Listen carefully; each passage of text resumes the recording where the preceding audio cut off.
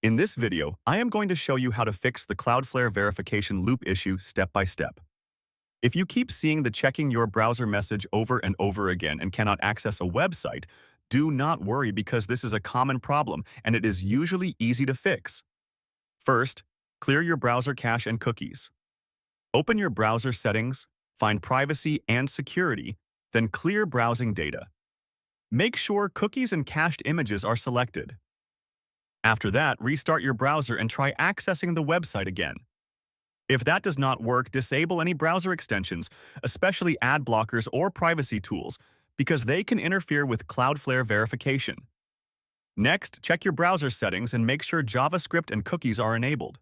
Cloudflare requires both to work properly.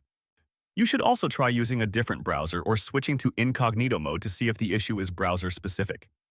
If you are using a VPN or proxy, turn it off temporarily because Cloudflare may flag that as suspicious activity.